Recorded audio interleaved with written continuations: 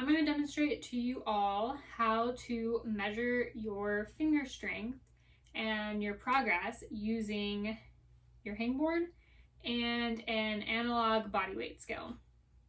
The reason why I chose to do it with the analog body weight scale is because it seems like something that you might already have access to at home. But if you don't already have one, it's a really cheap investment. They seriously cost like $10 to $20 at the store. And it's a really simple way for you to be able to track and measure your progress. So I've got my hangboard here. Hopefully you can still hear me. And I also have this body weight scale. So essentially, if you are not familiar, an analog scale is one like this. You do not want to use a digital scale. Quite honestly, I don't think it's as effective. It may work, but this is what I have experience using. So we're going to use that. So you want to make sure that, first of all, your scale is set to 0. And then you just want to position it underneath your hangboard. We're going to be doing one arm pulls, and I'm going to be doing them in a half crimp position. Personally, I like to test using half crimp. I find it to be more specific to the style of climbing that I typically do. But you can also test this with an open hand position as well. So a couple things to note. We are going to be doing a recruitment pull. So for this, we want to position ourselves underneath the hangboard with our elbows bent at roughly 120 degrees. How you choose to position yourself under the hangboard, excuse me, isn't totally relevant. So by that I mean you can either be like this or open like this.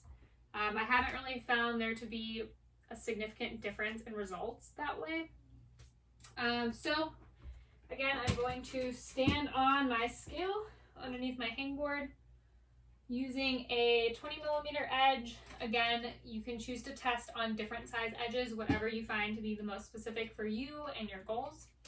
I find 20 mil to be pretty comfortable. So I typically test on that.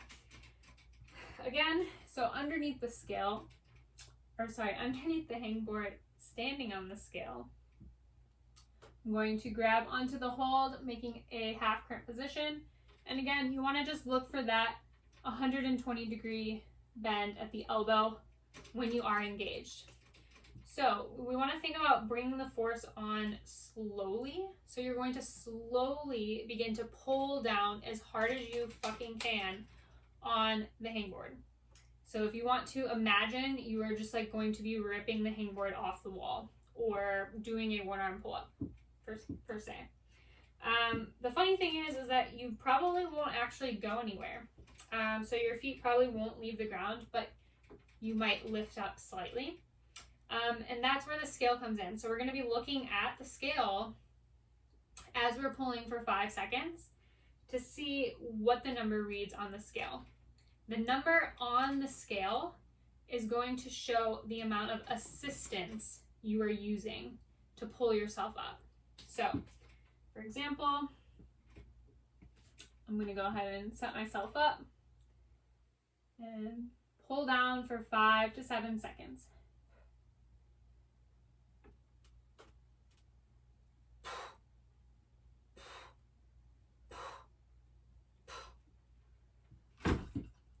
Okay, so that was about 5 seconds. Again, looking down at the scale, I showed about 60 pounds.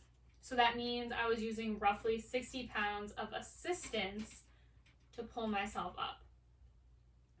And again, you're going to want to repeat and do that on the other side. So I'll demonstrate on the other side.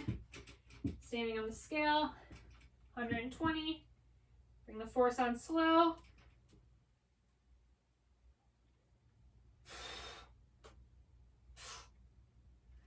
And crank. Okay, so that side was a little bit better, as in I used 50 pounds of assistance. So a couple things to note is the scale is going to probably fluctuate in weight.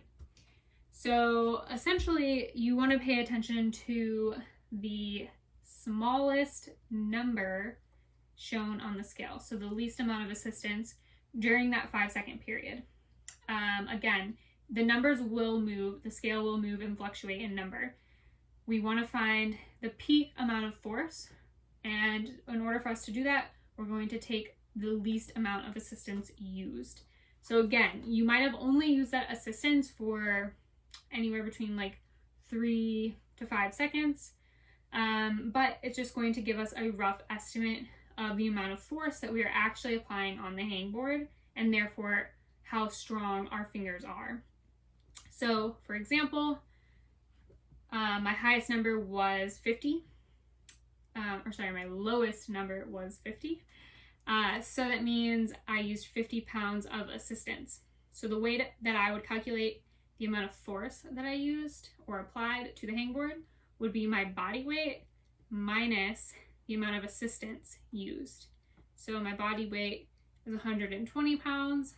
If I used 50 pounds of assistance, that means the amount of force I applied was roughly 70 pounds. So therefore, I could estimate that my fingers are 70 pounds strong. Or I can pull down 70 pounds of force with one arm. And that is what you're going to do. So typically, if I'm doing a testing session, I will do this anywhere between 2 to 3 times. I find that usually the first time I do it, it's kind of more like a warm-up round. And usually if I can do 3 sets on each side, I can get a pretty good estimate as to how strong my fingers are by taking an average of the 3.